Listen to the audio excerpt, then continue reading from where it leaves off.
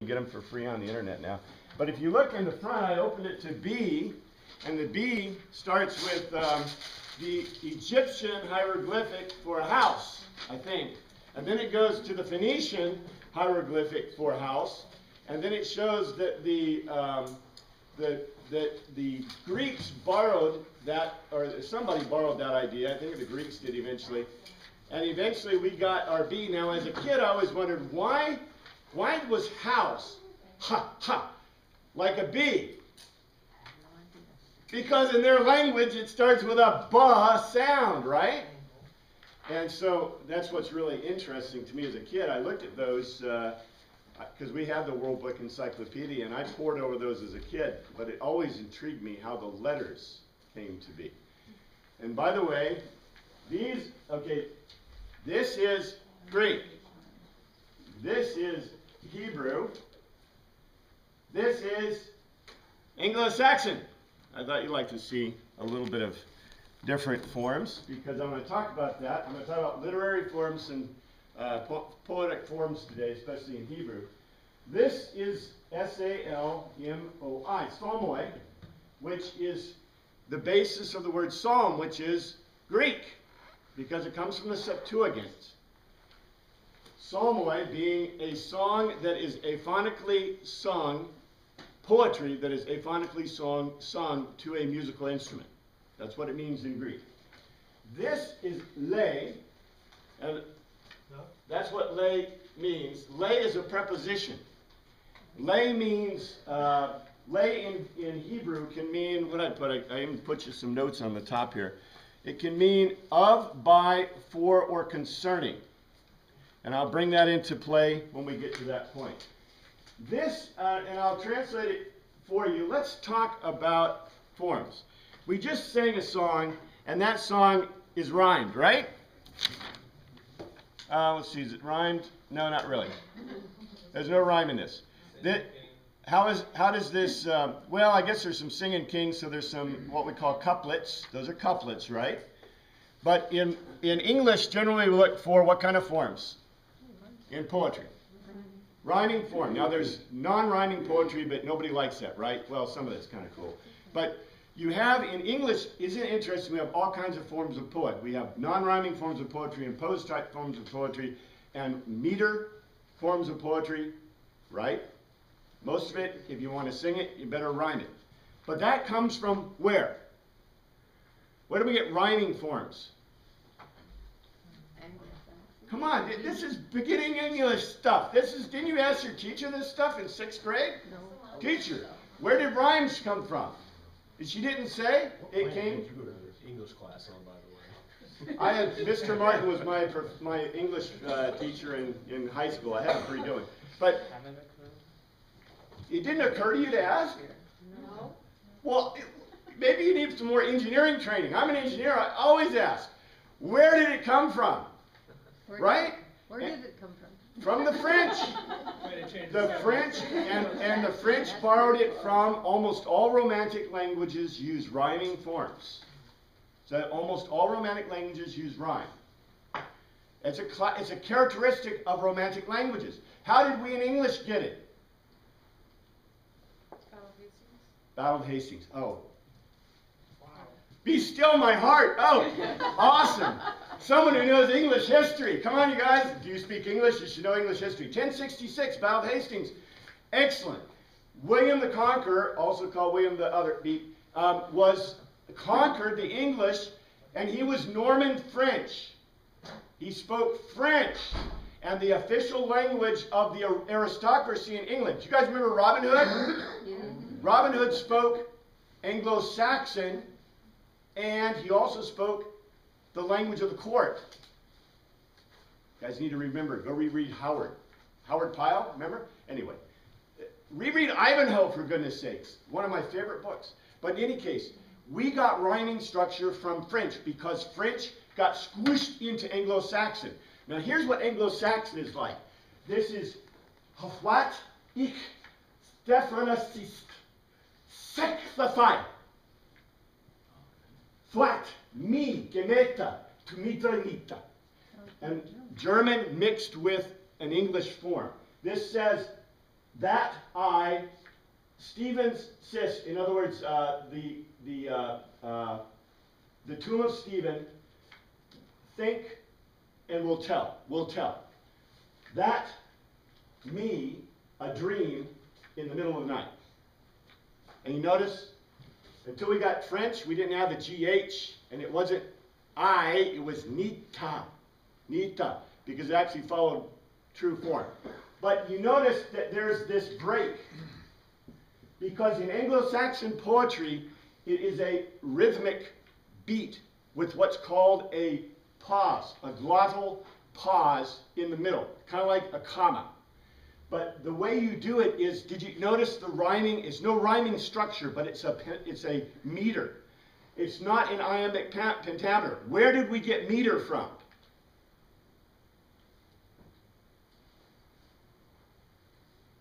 The French?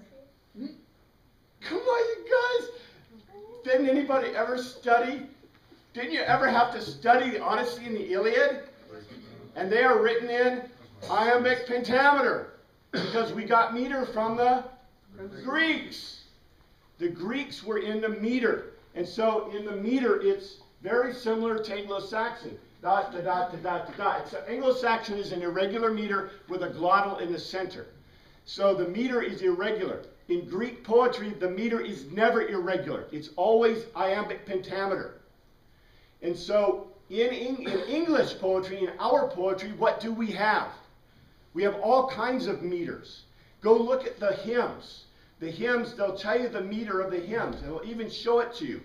Many of them are specific meters. In any case, what is the meter of Hebrew poetry? What is the form of the literature of Hebrew poetry? That's the point, right? Because we're studying the Psalms. We just went backward in time. And so what is the meter of Hebrew poetry? Random? Huh? Random? It's not random. It's not random. Let me go get to my Hebraic poetry notes. Because we can't miss this. In fact, I told it to you last week. I told it to you the week before. But that's okay. Remember, in Parallelism? parallelism. Who said that? Did Jan say that? Parallelism. I knew if I gave you long enough, somebody choke it out. That is their meter. Because the meter in Hebrew poetry is not a rhyming scheme. It is not a meter in the sense of a meter as an iambic pentameter. The form is what's called parallelism. And the form is an intellectual meter. It's an intellectual meter. So in other words, it's not a meter as a dun, da, dun, da, dun. I'm going to tell you about the meter. It's parallelism. And let's look at the different forms of parallelism. Generally, when we talk about it, we talk about first, well, let me give you some examples of parallelism. Generally, it's a repetition. Sometimes it's an opposite, but a repetition. So, for example, Psalm 19 or 18, 2 and 3, basically says, the heavens show forth the glory of God, and the firmament declareth the work of his hands. Day to day uttereth speech, and night to night showeth knowledge. So those are considered parallel forms, intellectually parallel forms. So one reinforces the other. The point is that in all Hebrew poetry, the form of the literature is, well, it's parallel, but it's intellectual. In other words, it doesn't matter what the rhythmic form, the meter form of the poetry is. What matters is what?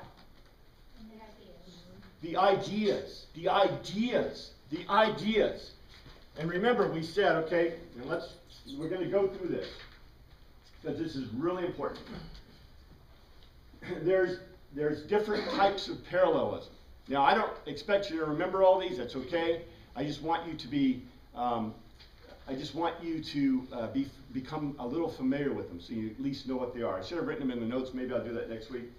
But the first one is called synonymous parallelism.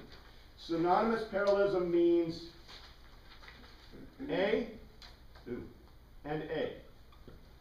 Not a very good pen. So in other words, a direct repetition. A direct repetition. A and A. Synonymous, one. Synonymous parallel. A and A. So for example, Psalm 113, 1 and 4. When Israel went out of Egypt, the house of Jacob from a barbarous people, Judah made his sanctuary, Israel his dominion. The sea saw and fled, Jordan was turned back, the mountains skipped like lambs, and the hills like the lambs of the flock. Basically, each verse has a synonymous parallelism. A, A, A, A. Well, B, B. In other words, it repeats the thought. This is a fantastic means of understanding Hebraic thought, because if you can break it down within the parallel structure, what does that tell you? If you can't understand the first part of the verse, guess what the second one does? Clarifies. If you can't understand the first part, guess what the second one does? It clarifies. Now, what's great is for translators. Because what does this tell translators? What to expect within the context of the verses. So, and this is also another thing within the context of translation. I've seen some issues with that. One of the ways that they can tell in translating obscure words in Hebrew, and the Psalms have been super helpful in determining these difficult translations or obscure words, because Hebrew, and I guess I should give you a quick history on Hebrew language. You know, during the period of time of Jesus, Hebrew was a dead language, like Latin. In other words, it wasn't spoken as in spoken. It was read from the text. In the synagogue, they would read it, but they didn't use it. They used what language? Greek and Aramaic. Aramaic is the form of Hebrew that was used, but you know, we know that Jesus spoke Greek, and I've shown you that before many times. But the big point is this. Hebrew was basically a dead language until it was revitalized by, do you know who? Who revitalized it? About 600 to 800 AD, even later. Starts with an M. Masoretes. The Masoretes, in developing the Masoretic text, basically, do you notice there's no vowel pointlets here? No vowel pointlets. If this were Masoretic, this is Hebraic. This is pure Hebraic. Hebraic Masoretic text has vowel pointlets because the Masoretes went back and tried to recover the language. And the problem was that they had a problem with that. What was the problem with recovering Hebrew? You have to know what it says. Like, it doesn't have the vowels in it. So you said it's kind of like a mnemonic device or whatever. You have to know what it is. Bingo. Because they didn't know what the vowel sounds were, they didn't know what the words were. And so they didn't know how to pronounce them. And so when the Masoretes went back, do you know what language they used as the basis? They used two languages for the basis of the vowels. Arabic and Aramaic. Arabic and Aramaic.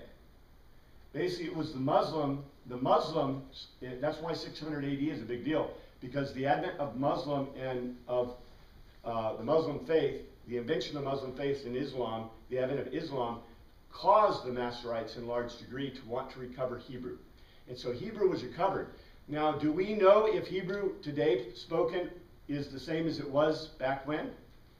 We have no idea. It's about like Greek. Remember I told you there's 4 ways to pronounce Greek?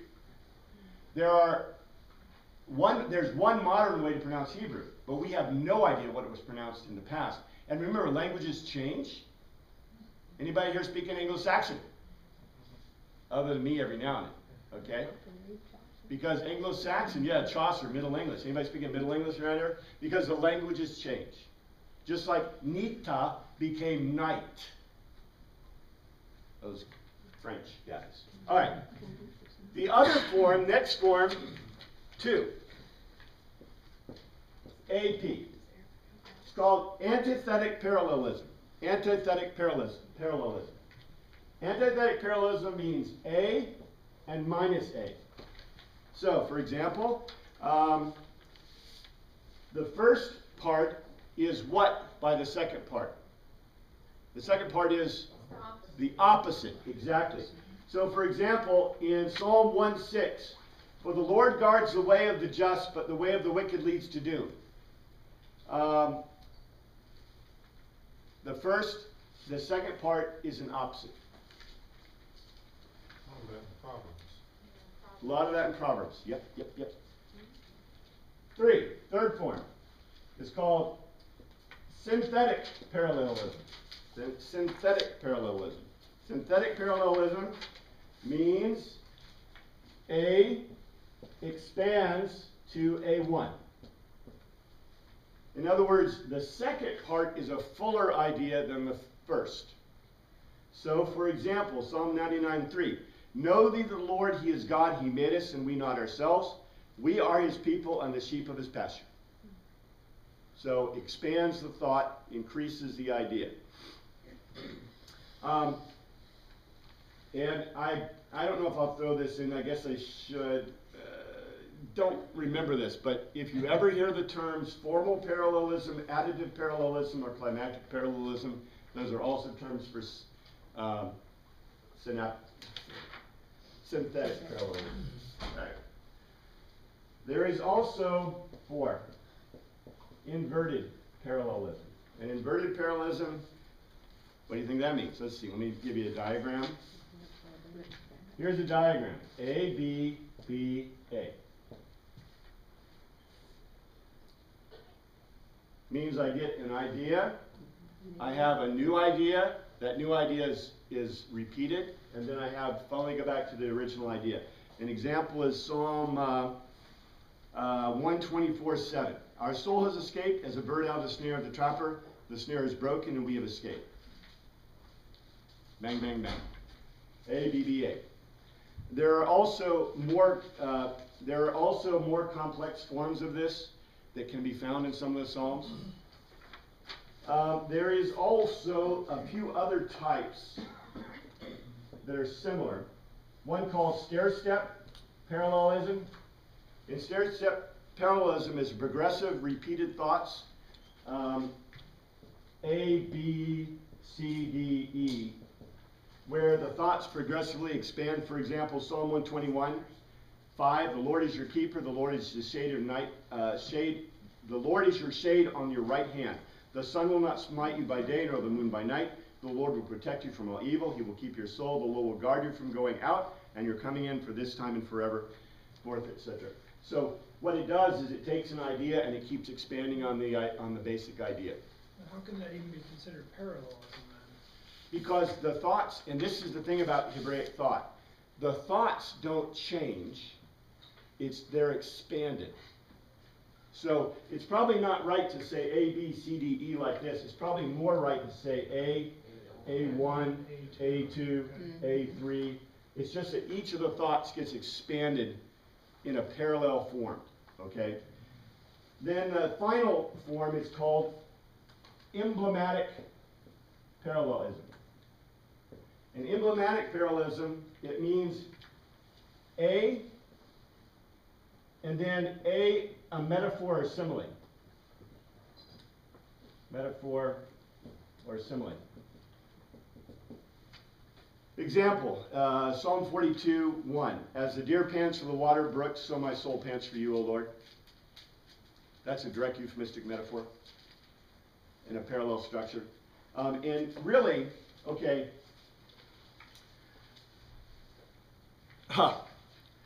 note, what do all these include? Parallelism. Period. Dot. All of them are parallel. All right? So guess what you can always find? Parallelism. See, don't forget this. And what is the method of poetic form in Hebraic poetry? Parallelism. In other words, it's intellectual. It's intellectual. It's not meter. It's not rhyme. It is this structure, because They're looking for an intellectual structure. So therefore, how do we interpret, how do we view, interpret is a good word in terms of historically looking at poetry, right? When you read a sonnet, you interpret the sonnet, right? So interpret is a good word, although within the context of what we're talking about, I probably shouldn't use the word interpret. But in any case, when we are going to break down a psalm to understand it, what is the form we will always look for? Parallelism. Because it is a form that can never be separated from the poetry.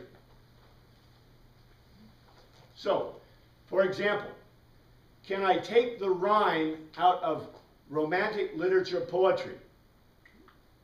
No, I can't. Can I take the meter out of Greek poetry? Never. Can I take the form of the meter in Anglo-Saxon poetry away from it? Never. Because then it becomes what? Prose. It becomes something else. The point is this. Whenever I have poetry, Hebraic poetry, I always know I can find parallelism in it. And the parallelism is intellectual. It's the thought, the words. This is very important. It'll become even more clear as we go on. So let's talk about this very quickly. Does anyone have a subscription to Psalm 51 in their Bible? What kind of Bible is it, and what's the subscription? The Jewish Bible. That's the Jewish one. Okay, tell us the subscription. Read it to us. For the leader, a psalm of David, when Nathan the prophet came to him after his affair with Bathsheba. Okay? Kind of what the NIV says. NIV says that. Anybody else? Anybody else have a Bible that doesn't have a subscription? I do. Do you know why? They're pulling it from a lot of Bibles. A lot of Bibles don't have subscriptions anymore. Anyone want to venture why? They're wrong. What's that? Can't Because they're agree. wrong. It's not actually a scripture, right? It's added. They're added. All of them are added. I know when. Yeah, we do. The rabbis disagree with historians, and historians disagree with the rabbis. We know that they were included by LXX. What's LXX? The Septuagint. We know by the Septuagint that they were added in the Septuagint. So we know that by 250 to 200 BC, they were there. We do not believe that they, remember, when did I tell you probably the last psalm? When's the rabbinic date for the last psalm? Anybody remember that, General? 500 BC. Historical date is around 430 or so BC. Some historians think it's a little bit later. I've talked to you about that before. Shouldn't excite you or be a big deal. We know that subscriptions were added by this period. We believe that they were added after this. So sometime between around 500 BC and 250, that's when the subscriptions were added. Now the reason we know they're added is because we don't find them in some of the Dead Sea Scrolls. We do not find them. They're different in the Masoretic text compared to the Septuagint text. So the Masoretic text, which we're using Hebraic continuous text, that from Hebrew, they are different. The subscriptions are different.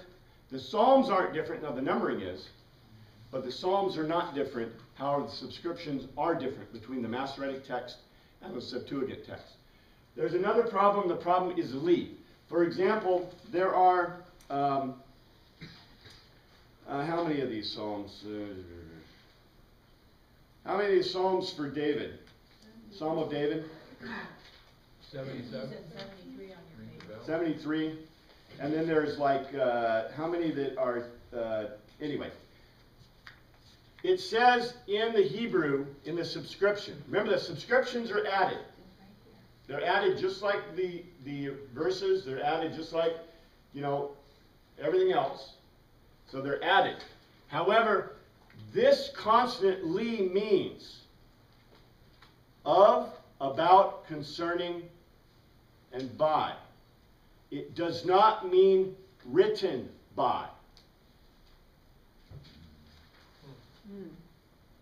Okay? In English, by means two things, right? Actually means more than that. But as a preposition, by means a couple things. Like, for example, a book by someone means what? Written. Well, you have a byline in newspapers, that means that's the person who wrote it. But in Hebrew, this preposition doesn't mean by in terms of created or written. It means it is about or concerning.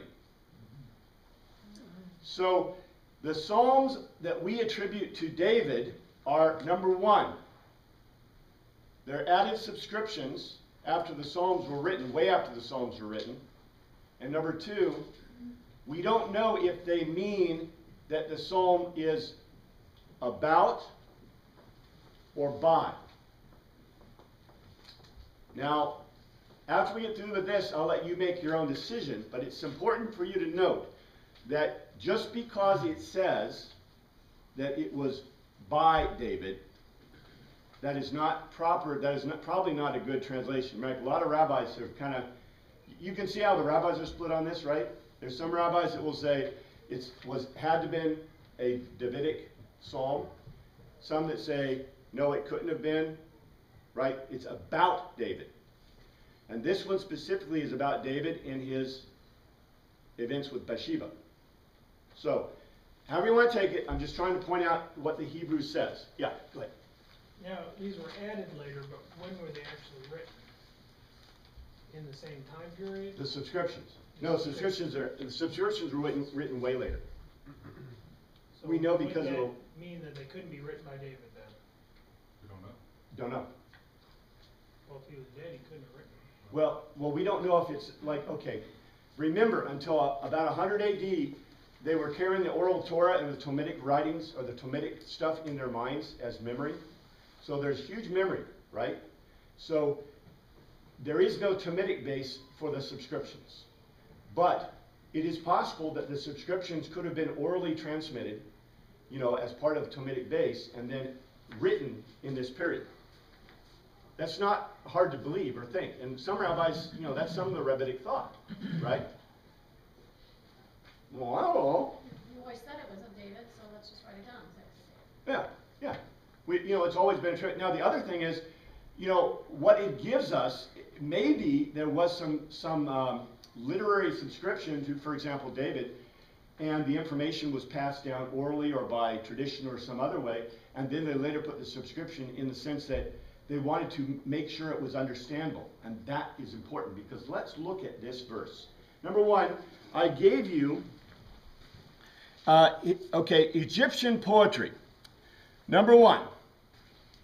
Anybody want to guess? I don't know if anybody has any familiarity with Egyptian poetry, but anybody want to guess the literary form of Egyptian poetry? Huh? It is not parallel. It is intellectual. That's number one.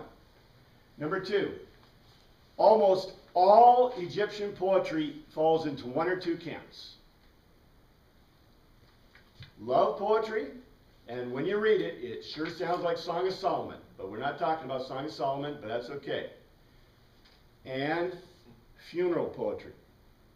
Most of the funeral poetry comes to us as spells from the Book of the Dead. Don't let that excite you, get you all bent out of shape. It's just they have, all right, look, I'm not sure what the Egyptians are thinking, but they have spells for people who are dead. When you're dead, you do the spells. How you know it works? I don't know. How it works? I don't know. Who does this? Because you're dead. Because you're dead. Okay? But one of them, and this is a very important poetry. It's a funeral poetry from the Book of the Dead. It says, my mouth is opened by Ptah, and that's Ptah is a god. My mouth's bonds are loosed by my city god. Thoth has come, that's another god, has come fully equipped with spells. He loosens the bonds of Seth from my mouth. Seth is basically a god. Atum has given me my hands. Atum is a god. They have placed me as guardians. My mouth is given to me. My mouth is opened by Ptah. With a chisel of metal with which he opened the mouth of the gods. I am Shekmet Wated.